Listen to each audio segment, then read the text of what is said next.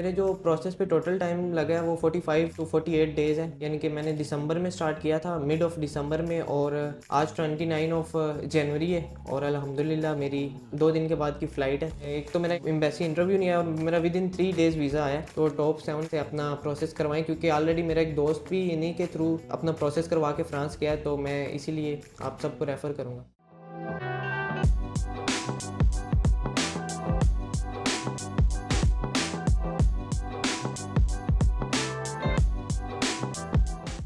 अस्सलाम वालेकुम। आज मैं आपके साथ हमारी यूके की एक और सक्सेस स्टोरी शेयर करूंगी। हमारे स्टूडेंट है अमीर हमजा, उनका वीज़ा लगा है डी मॉन्टफोर्ट यूनिवर्सिटी लाइस्टर कैंपस में। तो आइए हम उनसे ज़रा मिलवाते हैं आपको। सबसे पहले अमीर हमजा, आपको बहुत बहुत मुबारक हो।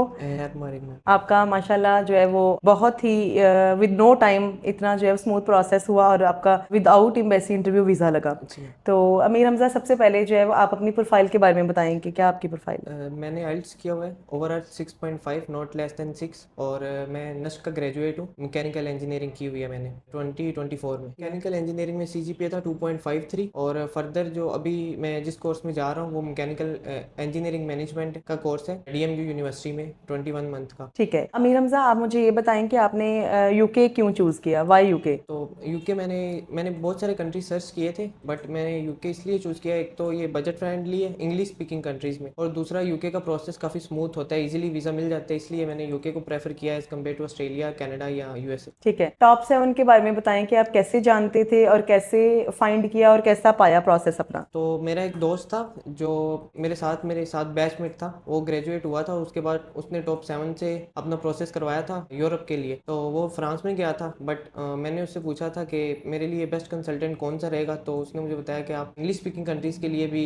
रेफ़र कर सकते हैं टॉप 7 से। तो उसके बाद मैंने फर्दर यूट्यूब पे जाके काफ़ी ज़्यादा वीडियोस देखी, और उसके बाद मैं फिज़िकली इधर भी आया टॉप 7 कंसल्टेंट के ऑफिस में, और मुझे काफ़ी ज़्यादा फ्रेंडली और अच्छे लोग मिले, इसलिए मैंने फर्दर इनरोल कर लिया और मेरा प्रोसेस स्टार्ट हो गया। ठीक है, आपने अपने प्रोसेस में क्या क्या डॉक्यूमेंट्स प्रोवाइड किए और जो है वो क्या कॉस्ट आई आपकी। मेरी टोटल जो कॉस्ट आई है वो 10,000 पाउंड्स है, जो कि यूनिवर्सिटी की फ़ी थी, और मैंने जो डॉक्यूमेंट्स दिए हैं उनमें मेरी ट्रांसक्रिप्ट है फाइनल डिग्री की, और ट्रांसक्रिप्ट प्लस डिग्री, और प्लस 10th और 12th ग्रेड के डिग्री सर्टिफिकेट्स और ट्रांसक्रिप्ट, और प्लस आइल्स का रिजल्ट, और बाकी जो जो भी रिक्वायर्ड होती हैं for university, like recommendation letters, और ये छोटी मोटी चीज़ें, ये वाली ठीक है, डॉक्यूमेंट्स। अच्छा ये बताएं कि आपका प्रोसेस जो है वो कितना लॉन्ग था। मेरे जो प्रोसेस पे टोटल टाइम लगा है वो 45 टू 48 डेज़ है, यानी कि मैंने दिसंबर में स्टार्ट किया था, मिड ऑफ दिसंबर में, और आज 29 ऑफ जनवरी है और अल्हम्दुलिल्लाह मेरी 2 दिन के बाद की फ़्लाइट है, तो 45 के आसपास डेज़ लगे। अच्छा ये बताएं कि इंटरव्यू यूनिवर्सिटी का प्रेपरेशन में आपका एक्सपीरियंस कैसा रहा, आपको कैसा गाइड किया, उसके बारे में कुछ बताएं। इंटरव्यू प्रिपरेशन में मेरी हर रोज़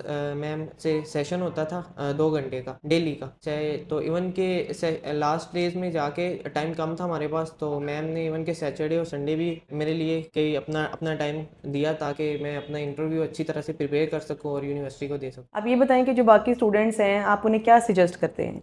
जो अभी बाकी स्टूडेंट्स हैं, मैं 10/10 पॉइंट्स दूंगा टॉप 7 कंसल्टेंट्स को, क्योंकि इतने कम टाइम में एक तो मैं लेट आया था, और अभी इस ईयर की जैन इनटेक में बहुत ही वर्स्ट केसेस चल रहे हैं, और दूसरा एक तो मेरा एम्बेसी इंटरव्यू नहीं आया और मेरा विद इन 3 डेज़ वीज़ा आया, जो कि मैं लकी था। और मैं जितने भी स्टूडेंट्स अभी अब फ्यूचर का प्लान रखते हैं फॉर एनी कंट्रीज़, इवन के यूरोप या इंग्लिश स्पीकिंग कंट्रीज़, तो मैं उनको पर्सनली बोलूँगा कि आप टॉप 7 कंसल्टेंट से अपना प्रोसेस करवाएं, क्योंकि इनके साथ मैंने ड्यूरिंग द प्रोसेस ये चीज़ रियलाइज़ किया कि ये मेरे लिए इवन के अगर एक मैम रेडी है फॉर सैटरडे संडे, उसका ऑफ है जस्ट कि मैं अपना अच्छी तरीके से इंटरव्यू प्रिपेयर कर सकूं, तो इससे बेटर कोई चीज़ नहीं हो सकती। और फर्दर लास्ट वाले डेज में जाके इवन के सर ने भी बहुत ज़्यादा गाइड किया, क्योंकि मैं बहुत ज़्यादा वरी था, बाकी लोगों के वीज़ाज़ नहीं आ रहे थे, तो मैं चाहता था कि मैं अपनी इनटेक डेफर करवा लूँ मई इनटेक या सितंबर इनटेक में, क्योंकि मैंने काफ़ी लेट प्रोसेस करवाया था, बट सर ने बोला नहीं, आप इसी इनटेक में आपका वीज़ा आएगा, आप फिक्र नहीं करें। सो मैं टाइमली अभी यूके भी पहुंच गया, और मैं इसीलिए बोलूँगा सब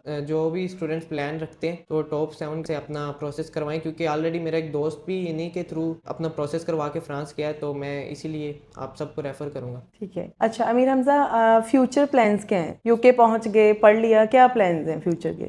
सो यूके जाके मैंने आफ्टर ये डिग्री कंप्लीट करी, उसके बाद मैं यही है मेरे जो बैक ऑफ द माइंड है वो ये है कि मैं पाकिस्तान वापस आऊँगा, क्योंकि कुछ लोग होते हैं, हर बंदे के डिफरेंट प्लान्स होते हैं। कुछ लोग सेटलमेंट चाहते हैं, कुछ लोग वापस आना चाहते हैं। क्योंकि अभी मैं इसलिए वापस आऊँगा क्योंकि मैं अभी फैमिली में एक ही, यानी कि माँ बाप का एक ही बेटा हूँ, और मेरी इधर नेस्को में जॉब भी है। मैं वो जॉब दोबारा ज्वाइन करूँगा और फर्दर मैं अपनी फैमिली के साथ टाइम स्पेंड करना चाहता हूँ। बट हर बंदे के अपने गोल्स होते हैं। मेरा दोस्त है वो सेटलमेंट के लिए गया है, तो उसका अपना गोल है। बट मैं अल्टीमेटली आफ्टर डिग्री PSW का जो टाइम है वो यूके में इंटर्नशिप से एक्सपीरियंस गेन करके वापस अपने होम कंट्री आना चाहूँगा। Thank you.